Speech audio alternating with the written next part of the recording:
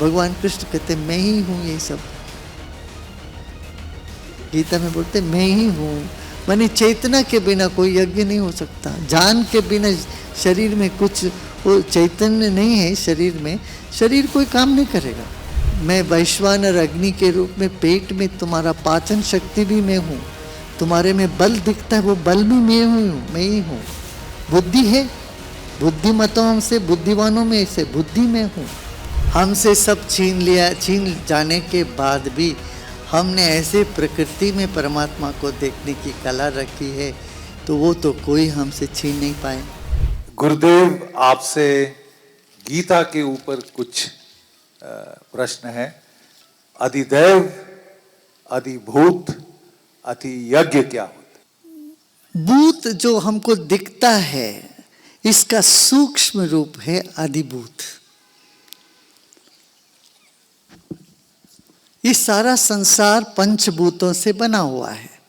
ये पंचभूत के जो सूक्ष्म रूप है वो अधिभूत कहा जाता है। फिर अधिदैव क्या है? ये भूतों के ऊपर, भूतों से भी सूक्ष्म जो तरंग है, शक्ति है, चैतन्य शक्ति है, वो अधिदैव है। जैसे सूरज का एक किरण है, मगर उस किरण को तुम प्रिज्म के थ्रू स्प्लिट करेंगे हम, तो 7 रंग दिखता है। लगता है एक सफेद रोशनी, मगर उसके अंदर 7 रंग समाया हुआ है। ऐसे एक परमात्मा होने के बावजूद उसके भीतर अलग अलग गुणों के हिसाब से अलग अलग चैतन्य के प्रस्फुरण होने लगता है, अभिव्यक्ति होती है, उसको देवता कहते हैं। ये दैवी शक्ति माने जो इस अधिभूत के ऊपर है, जिसको एक कंट्रोल करता है, वो अधिदैव है। अधियज्ञ माने जो इन सबका जोड़, साथ लाना और बिखरना, यही ये 5 भूतों का साथ आना और दूर जाना, यही जन्म और मृत्यु, ये यज्ञ से होता है। यज्ञ माने जुड़ना। अब आपके शरीर में अलग अलग अणु जुड़ गए तो शरीर बन गया। ये अणु सब बिखर जाते हैं तो शरीर डिकम्पोज हो जाता है। ऐसे ही यज्ञ से ही सब कुछ हुआ है। विशिष्ट रूप से हर चीज साथ आती है तो एक वस्तु बनता है। तो वो वस्तु, ये प्राण से लेके पदार्थ तक, वस्तु तक, हर चीज यज्ञ से संपन्न हुआ है। इसीलिए जो द्रव्य यज्ञ जो हम कहते हैं, यज्ञ को क्या वही कहते हैं कि आकाश से वायु, वायु से अग्नि, अग्नि से जल, जल से पृथ्वी। यज्ञ में क्या करते हैं? यही करते हैं। पृथ्वी, पृथ्वी तत्व से जल तत्व कलश रखते हैं, फिर हवन करते यज्ञ आदि, उसमें से वायु तत्व, फिर मंत्र है शब्द गुणम आकाश, गुणकम आकाशम। आकाश जो है शब्द का प्रतीक है, इसलिए मंत्र, ये सब उसका जो रिवर्स प्रोसेस है। आकाश से जो पैदा हुआ तो आकाश से विलीन होता है। इस सृजन और विलीन का जो भी दोनों प्रक्रिया है, इसको यज्ञ बोलते हैं। यज्ञ का एक और अर्थ भी यही है, देव पूजा, सत्कार करना, दिव्य गुणों का पहचान करना, उनका सत्कार करना, संगति करना, साथ जोड़ना और उससे कुछ देना, समाज को कुछ देना, से लाभ होगा उससे। तो ये सब अधियज्ञ, भगवान कृष्ण कहते मैं ही हूँ ये सब। गीता में बोलते मैं ही हूँ, माने चेतना के बिना कोई यज्ञ नहीं हो सकता। जान के बिना शरीर में कुछ, वो चैतन्य नहीं है शरीर में, शरीर कोई काम नहीं करेगा। शरीर में चेतना है तो दिल धड़कता है, मस्तिष्क काम करता है, विचार आते हैं और आपके हड्डियां काम करती, सब कुछ काम करने लगता है शरीर में। भोजन पचता है। बहुत सुंदर उसमें कहा, मैं वैश्वानर अग्नि के रूप में पेट में तुम्हारा पाचन शक्ति भी मैं हूँ। तुम्हारे में बल दिखता है, वो बल भी मैं ही हूँ। बुद्धि है, बुद्धिमतों से, बुद्धिवानों में से बुद्धि में हूँ।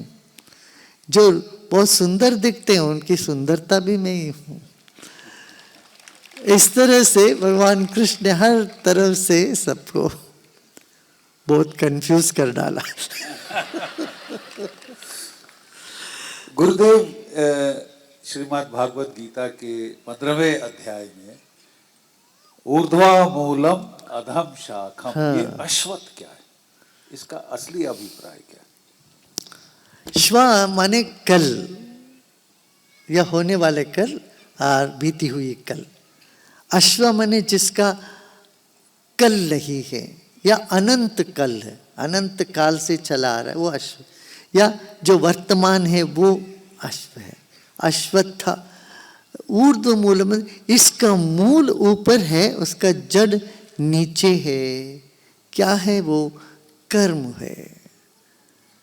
हमारा जब एक शिशु पैदा होता है, पहले जीव उसमें आता है। जीव आने के बाद गर्भ में बॉडी डेवलप होने लगता है। ऐसा नहीं कि पहले बॉडी डेवलप हो गया फिर जीव उसमें घुस गया। एक बीज में जीव है, इसीलिए बीज फूट करके अंकुर फूटता है, फिर अंकुर बड़ा होकर के वृक्ष बनता है। हम ये सोचें कि पहले वृक्ष बन गया उसके ऊपर जीव आ गया, नहीं। मूल क्या है? ऊपर है, माने चैतन्य। और मूल से ही इसकी शाखा यहां सब फैली है। ऊर्ध्व मूलम अधः शाखा अश्वत्थम प्राहुरव्ययम। अव्यय माने ये हमेशा अनादिकाल से चला आ रहा। ये नहीं कह सकते कि ये जीव कहाँ से कब से पैदा हो गया। अरे बेवकूफ है, कहाँ पैदा हो गया? ये हमेशा रहा है। तो जब लोग पूछते हैं उत्पत्ति कहाँ से हुई, अरे कोई उत्पत्ति हुई नहीं, वो दिखता है। तब मैं उनको ये पूछता हूँ, ये बताओ एक क्रिकेट बॉल का शुरुआत कहाँ से होता है? टेनिस बॉल का शुरू कौन सा, एक सर्कल का शुरू कहाँ से है? एक वृत्त का कोई शुरू तो है नहीं। Every point is a beginning, every point is an end in a circle or in a sphere. This is what is spherical thinking. हमारे देश में हमेशा हम ये स्फेरिकल थिंकिंग करते आए हैं, मगर पाश्चिमात्य संस्कृति में ऐसा नहीं था। हर चीज कहीं से शुरू होना है, कहीं अंत होना है।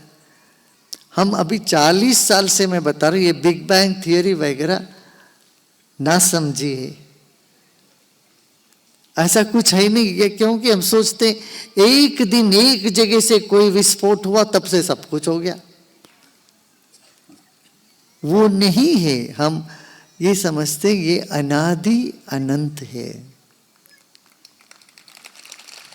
तो आज वैज्ञानिकों ने इस बात का पता लगा, अरे ये बिग बैंग थियरी वगैरह हम लोगों ने क्या, ये अब उसका कोई आधार ही नहीं है। अब बोल रहे ये अनंत संसार है, अरबों खरबों दुनिया है। ये तो हम लोग कहते कोटि सूर्य समप्रभ, हम कहते भगवान कोटि सूर्य, 1 करोड़ सूरज है, माने उसकी कल्पना भी तो एक बड़ी बात होती।